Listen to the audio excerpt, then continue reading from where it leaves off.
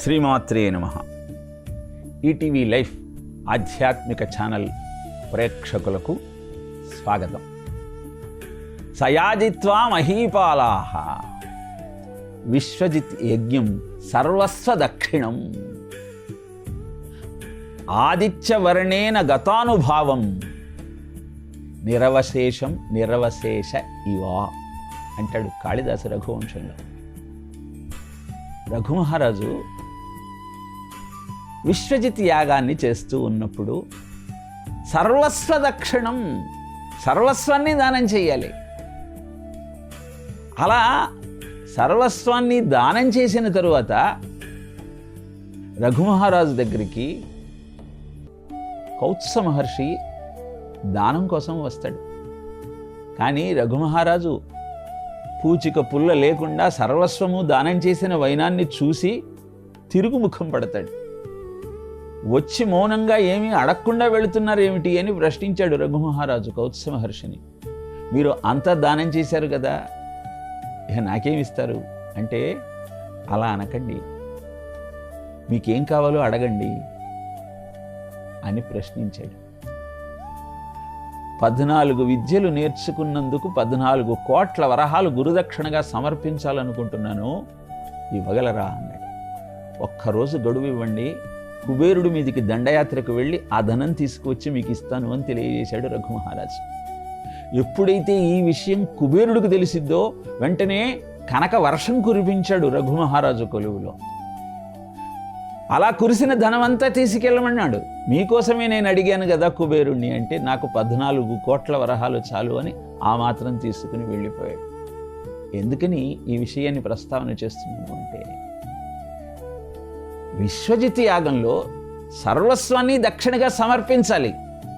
అలా సమర్పించి సూర్యుడి కాంతితో సమానమైన ప్రకాశంతో ప్రకాశించి దానము యొక్క వైశిష్ట్యాన్ని ప్రపంచానికి తెలియజేశాడు అని ఆ శ్లోకం యొక్క అర్థం. వాజశ్రవసుడు కూడా విశ్వజిత్ యాగమే చేస్తున్నాడు. కానీ ఏం ప్రయోజనం? పాలిచ్చే మంచి గోవులను పెరట్లో కట్టేసుకున్నాడు, పనికిరాని గోవులన్నీ దానం చేస్తూ ఉన్నాడు. ఇది గమనించిన నచికేతుడు తండ్రి దగ్గరికి వెళ్ళి, సర్వస్వము దానంగా ఇవ్వాలి కదా, నన్నెవరికి దానం ఇస్తున్నారు అని ప్రశ్నించాడు. పదే పదే ఇదే ప్రశ్న అడుగుతున్న నచికేతుడిని చూసి, యముడికి దానం ఇస్తున్నాను పో అని ఆగ్రహంగా పలికాడు. యమలోకానికి వెళ్ళి 3 రోజులు నిరాహార దీక్షలో ఉండి యముడిని ప్రసన్నం చేసుకొని 3 వరాలను పొందాడు. మొదటి వరంగా తండ్రి దగ్గరికి తిరిగి వెళితే ఆగ్రహాన్ని మాని అనుగ్రహాన్ని చూపించాలి అని అడిగాడు. రెండవ వరంగా సమాజంలో ఉన్న ప్రజలంతా దీర్ఘకాలం స్వర్గంలో సుఖాలు అనుభవించే యజ్ఞ విధానాన్ని తెలియజేయమన్నాడు. రెండింటికి తథాస్తు అని తెలియజేశాడు యమధర్మరాజు. మూడవ వరంగా ఆత్మవిద్యను ప్రసాదించాడు. ఆలోచనలో పడ్డ యమధర్మరాజు అర్హతను పరీక్షించిన తరువాత, అనోరణీయాన్ మహితో మహీయాన్ ఆత్మాస్య జంతోర్నిహితో గుహాయాం తమక్రతు పశ్యతి వీత శోకో ధాతు ప్రసాదాన్ మహిమానమాత్మనః అంటూ అద్భుతమైన ఆత్మస్వరూపం యొక్క వివరాన్ని తెలియజేయటం ప్రారంభించాడు. ఆత్మాస్య జంతోర్ నిహితో గుహాయాం, ప్రతివాడి హృదయంలో, హృదయ కుహర మధ్యే కేవలం బ్రహ్మమాత్రం న్యహమాహమితి సాక్షాత్ ఆత్మరూపేణ భాతి హృది విష మనసా స్వం మజ్జత చిన్మతావా పవన చలన రోధాత్ ఆత్మనిష్టో భవేత్వం అని రమణ గీతలో చెప్పినట్టు, ఇక్కడ కూడా నీ హృదయ కుహరంలో నేను నేను అని ప్రకాశిస్తున్న ఆత్మతత్వం యొక్క స్వరూపాన్ని దర్శించి ఆ ఆత్మతత్వమే నేను అని గుర్తించటమే సాధకుడి లక్షణం కావాలి. మనం ఆత్మతత్వాన్ని గురించి చెప్పుకున్నప్పుడల్లా తం దుర్దర్శం గూఢమనుప్రవిష్టం గుహాహితం గౌహరేష్టం పురాణం అని హృదయ గుహలో ఉన్నది, హృదయ కుహరంలో ప్రకాశిస్తున్నది అని ప్రతిసారి చెప్పుకోవటంలోని ఆంతర్యం ఏమిటి అంటే, close the eyes, see the Atman in your meditation, open the eyes, see the Atman in the creation. కళ్ళు మూసుకొని ఇంద్రియాలన్నింటినీ అంతర్ముఖం చేసుకొని అంతర్గతమైన ఆ ఆత్మ చైతన్యాన్ని దర్శించి కనులు తెరిచి ఆ స్వరూపమే అంతా నిండి నిబిడీకృతమై ఉన్నది అన్న భావనతో ఉన్నప్పుడే ఆత్మతత్వ అనుభూతి మనకు సిద్ధిస్తుంది. అందుకే తమక్రతు పశ్యతి వీతశోకో ధాతు ప్రసాదాన్ మహిమానమాత్మనః అంటాడు. ఆ తరువాత పాదంలో తం అక్రతు, ఏ సంకల్పము ఉండకూడదు, ఏ కార్యక్రమము ప్రారంభించాలన్న ఆలోచన ఉండకూడదు. వీతశోక, సుఖదుఖాలకు అతీతంగా ఉండాలి. ధాతు ప్రసాదాన్, ఇంద్రియాలన్నీ ప్రశాంతంగా ఉండాలి. ఇంద్రియాలన్నీ ప్రశాంతంగా ఉంటూ సుఖదుఖాలకు దూరంగా ఏ సంకల్పము లేని స్థితిలో మాత్రమే ఆ ఆత్మతత్వ అనుభూతి సిద్ధిస్తుంది. అందుకే ఆత్మాస్య జంతోర్ నిహితో గుహాయాం, ఆత్మాస్య జంతోః గుహాయాం నిహితః. ఇలా అద్భుతమైన ఆత్మతత్వ వివరణ తెలియజేసిన తరువాత ఇంకా ఆ విశేషాన్ని వివరిస్తున్నాడు. ఆసీనో దూరం వ్రజతి శయానో యాతి సర్వతః కస్తం మదామదం దేవం మదన్యో జ్ఞాతుమర్హతి. ఆసీనో దూరం వ్రజతి, కూర్చునే దూరంగా సంచరించగలిగినటువంటి సామర్థ్యము కలిగినది. శయానో యాతి సర్వతః, నిదురించి నిదురపోయి కూడా మొత్తం ప్రపంచమంతా తిరిగి రాగలుగుతుంది. కస్తం మదామదం దేవం, సుఖదుఖాలకు దూరమైనటువంటి జ్యోతి, దాన్ని నేను తప్ప తెలుసుకోవటానికి ఇంకెవరికి అర్హత ఉన్నది అని యమధర్మరాజు నచికేతుడితో తెలియజేస్తున్నాడు. ఈ మంత్రాన్ని వింటున్నా మనకు అనేకమైన సందేహాలు కలుగుతాయి. ఆసీనో దూరం వ్రజతి అంటారే, కూర్చొని దూరంగా ఎలా వెళ్ళగలుగుతుంది అంటే, అద్భుతమైనటువంటి ఉపదేశ సారంలోని శ్లోకము ఈ మంత్రానికి వ్యాఖ్యానంగా మనకు ఉపయోగపడుతుంది. ఆత్మ సంస్థితి స్వాత్మదర్శనం ఆత్మనిర్ద్వయాదాత్మనిష్ఠత. ఆత్మ సంస్థితి, నేను ఇక్కడ కూర్చున్నాను, నేను ఇంట్లో ఉన్నాను, నేను పాఠశాలలో ఉన్నాను అని దేహాత్మ భావనతో ఉన్న జీవుడు తెలియజేస్తాడు. అంతటా నిండి నిబిడీకృతమై ఉన్నటువంటి ఆ చైతన్యము ఒక దేహంలోనో, ఒక గ్రామంలోనో, ఒక బడిలోనో, ఒక గుడిలోనో నిలబడి లేదు, అంతా వ్యాపించి ఉన్నది. మరి దేహంలో మాత్రమే ఉన్నాను, గ్రామంలోనే ఉన్నాను అన్న భావన ఎందుకు కలుగుతోంది అంటే, దేహమే నేను అన్న భ్రాంతిలో ఉన్న కారణాన. ఆసీనో దూరం వ్రజతి అని చెప్పటంలో అంతరార్థం ఏమిటి అంటే, ధ్యానంలో హృదయ కుహరంలో ఉన్న ఆ చైతన్యాన్ని దర్శిస్తున్న క్రమంలో గుర్తించాల్సిన సత్యం ఏమిటి అంటే, ఈ గ్రామాలు, దేహాలు, బడులు, గుడులు ఇవన్నీ కాలంలో కొట్టుకుపోయేవే. నిలబడి ఉండగలిగినది, అంతా వ్యాపించి ఉన్నది, అందరిలో ఉన్నది ఆ చైతన్యము అన్నటువంటి అనాత్మ సంపూర్ణ వైరాగ్యము కలుగవలే. అప్పుడే ఆ ఆత్మానుభూతి సొంతమవుతుంది. అందుకే ఆత్మ సంస్థితి అని చెప్పటం ద్వారా అంతా ఉన్నటువంటి ఆ చైతన్యాన్ని తెలుసుకునే ప్రయత్నం చెయ్యి. ఆత్మదర్శనాత్, ఆ ఆత్మను దర్శించుకునే ప్రయత్నం చెయ్యి. అది ఎలా ఉంటుందో మాకు తెలియదే, మేము ఎలా చూస్తాం అంటే, ఒక ఘటంలో నీరు ఉన్నది, నీటిని పారబోసాం, తర్వాత ఆ కుండలో ఏమున్నది అంటే ఏమీ లేదు అని చెబుతాం. కానీ నిజానికి ఆ కుండలో ఆకాశం ఉన్నది. ఆకాశం అంటే అర్థం ఏమిటి? ఉండటానికి అవకాశం ఇచ్చేదే ఆకాశం. అలా లోపల ఆ కుండలో ఉన్న ఆకాశం మనకెందుకు కనబడటం లేదు? సూక్ష్మత్వాత్, సూక్ష్మమైనటువంటి అనోరణీయాన్ అని చెప్పుకున్నాం కదా. ఆ సూక్ష్మత్వం కారణంగా చూడలేకపోతున్నాం. ఆ ఆకాశం కంటే సూక్ష్మమైన ఆత్మ చైతన్యాన్ని సత్ అని మనం అభివర్ణిస్తూ ఉన్నాం. ఆ సత్తు అనేక రూపాలుగా గోచరమవుతూ ఉన్నాయి.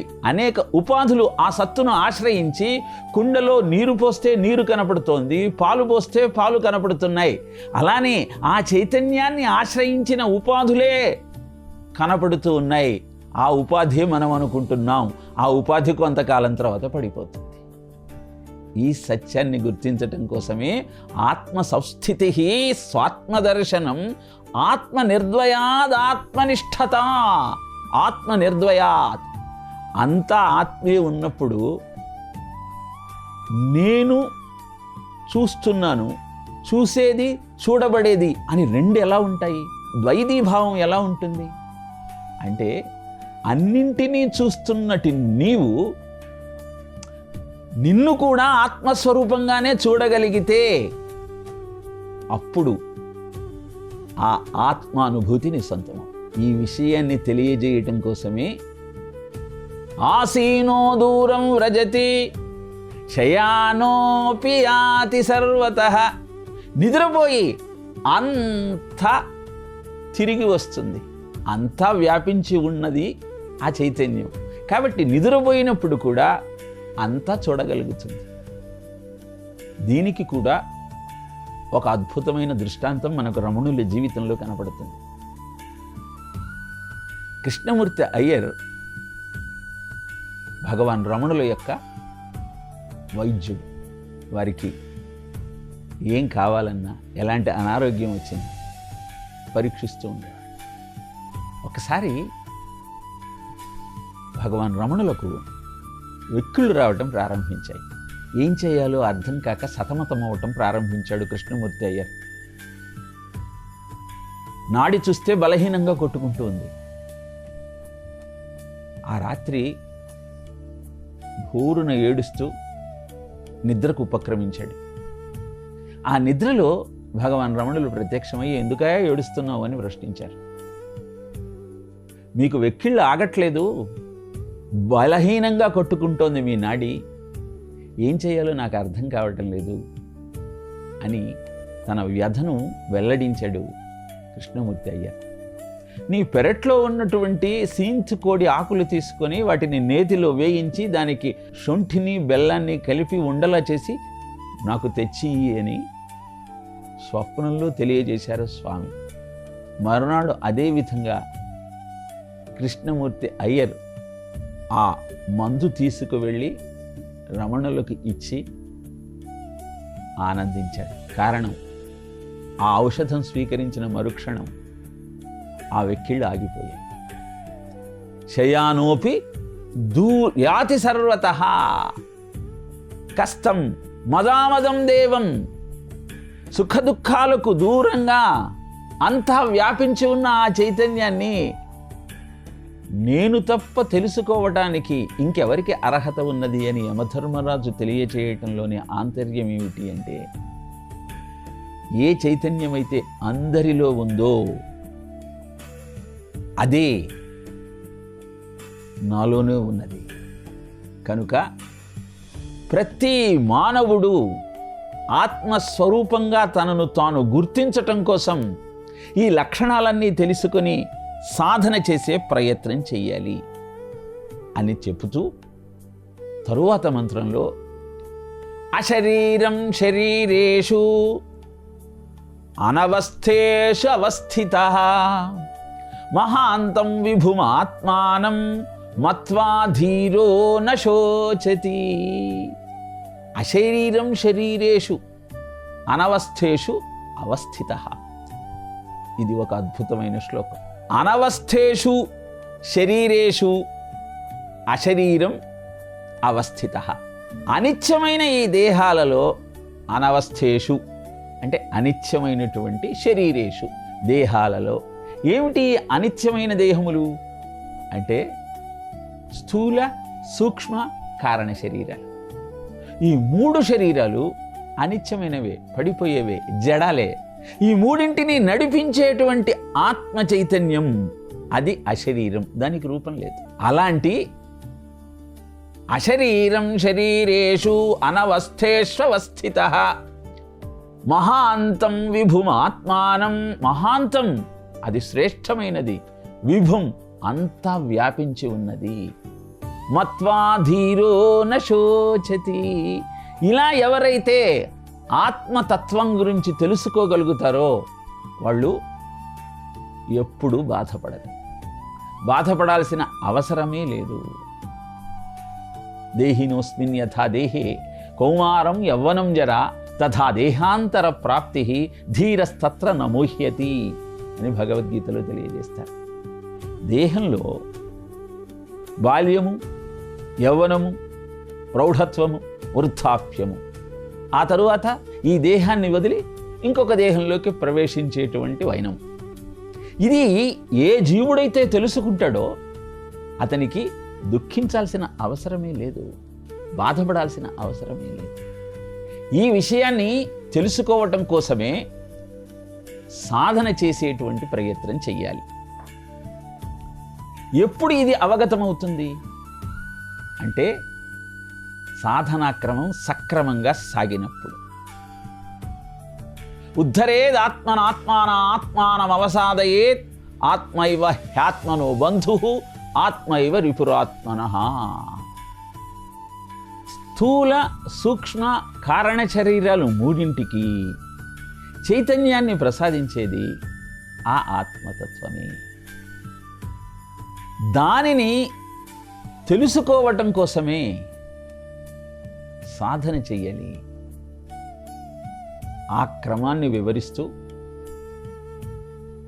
ఈ విషయాన్ని బోధించటానికి వేరే ఎవరో రారయ్యా.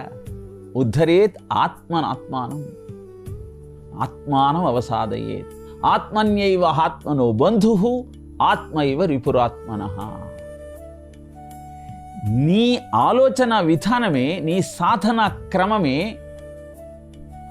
నీకు శ్రీరామ రక్షగా ఉంటుంది. అద్భుతమైన ఈ విషయాన్ని గుర్తిస్తే జీవితం సార్థకమవుతుంది. దాన్ని తెలియజేస్తూనే ప్రపంచంలో ఇన్ని జీవరాశులు ఉన్నాయి, ఎన్నో భౌతిక ధర్మాలు మనకు కనపడుతూ ఉన్నాయి. కానీ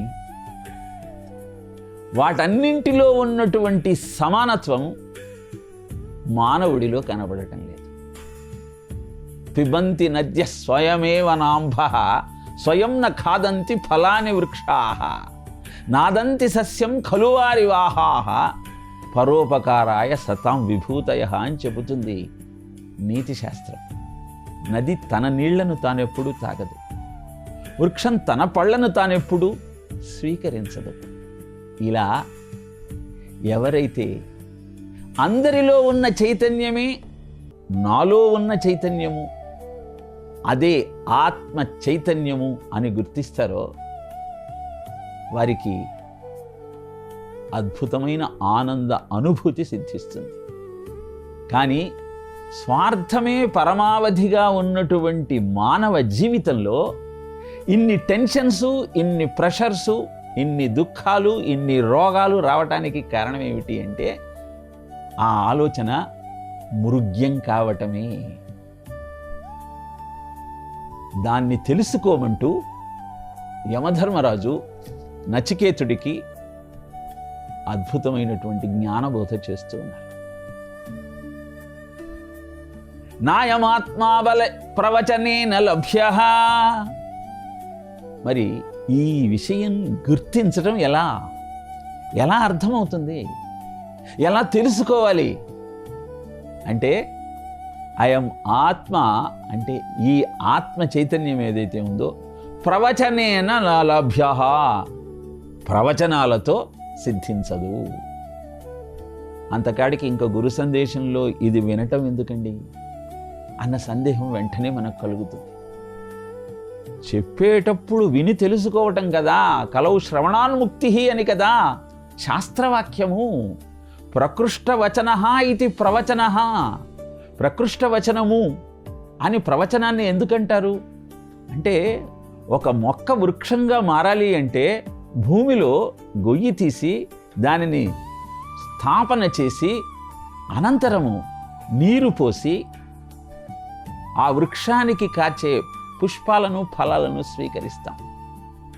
అలానే ప్రవచనమనే బీజము హృదయమనే క్షేత్రంలో నాటుకొని దానికి సాధన అన్న నీరు తోడైనప్పుడు అది అద్భుతమైన జ్ఞానమనే పుష్పంగా పరిఢవిల్లుతుంది. అలాంటి ప్రవచనము జీవుడికి ముక్తిని ప్రసాదిస్తుంది, అనుకున్న కార్యక్రమాన్ని సిద్ధించటానికి అవకాశంగా దొరుకుతుంది. మరి అలాంటి ప్రవచనైన నా లభ్య అంటారేమిటి? అది ప్రవచనాల వల్ల తెలుసుకోలేము అని చెప్పటంలో అంతరార్థం ఏమిటి అంటే దానికి శంకర భాష్యంలో అద్భుతమైన వ్యాఖ్యానం భాష్యం చేశారు ఆదిశంకర భగవత్పాదులు. అనేక వేద స్వీకరణేన లభ్య న ఇతి. వినమనగానే ఎవరు చెప్పినా వినటం ప్రారంభించి అయోమయంలో పడవద్దు. అవిద్యాయాం అంతరే వర్తమానాః స్వయం ధీర పండితా మన్యమానాః దండ్యమాణ పర్యంతి మూఢాః అంధేనైవ నీయమానాయ ధాంధాః చెప్పారు అంతకుముందే యమధర్మరాజు. స్వకపోల జనితమైన భావాలనే సిద్ధాంతాలుగా ప్రచారం చేస్తూ దాన్ని ఆచరించమని చెబుతున్న అనేక మంది ప్రవచనాలను వినటం వల్ల అయం ఆత్మా న లభ్యః, ఈ ఆత్మ జ్ఞానము సిద్ధించదు. కాబట్టి కేవలము ప్రవచనాలను వింటూ ఆత్మతత్వాన్ని గుర్తించటం సాధ్యం కాదు. ముఖ్యంగా ఆధునిక సమాజంలో ప్రతివారు ఆధ్యాత్మికత గురించి మాట్లాడేవారే. కార్యవర్గంబును కారణ సంఘంబును అధిగమించి చరించు ఆత్మతత్వం అధ్యాత్మమనబడు అంటాడు భాగవతంలో. సృష్టిలో కనపడే ప్రతి చర్యకు కాజ్ అండ్ ఎఫెక్ట్ అనేవి ప్రమాణంగా ఉంటాయి. ఆత్మతత్వం ఈ కాజ్ అండ్ ఎఫెక్ట్ మీద ఆధారపడి ఉండదు, కార్యకారణ సంబంధానికి అతీతమైనది. అలాంటి అద్భుతమైన జ్ఞానాన్ని అందుకోవాలి అంటే గురువుల యొక్క శుశ్రూష, వారిని సేవించటం చాలా ఆవశ్యకం. ఆ విషయాన్ని అద్భుతంగా ఈ మొదటి వాక్యంలో తెలియజేస్తూ నాయమాత్మ ప్రవచనేన న లభ్యః అని వివరిస్తున్నాడు. ఇంకా ఈ వివరణను కొనసాగిస్తూ నా మేధయా నా బహునా శృతేనా అని తెలియజేస్తున్నారు యమధర్మరాజు నచికేతుడితో. ఇంకా ఈ మంత్రం యొక్క పూర్తి వివరణను మరొక ప్రసంగంలో మీకు తెలియజేసే ప్రయత్నం చేస్తాను. ఓం తత్సత్.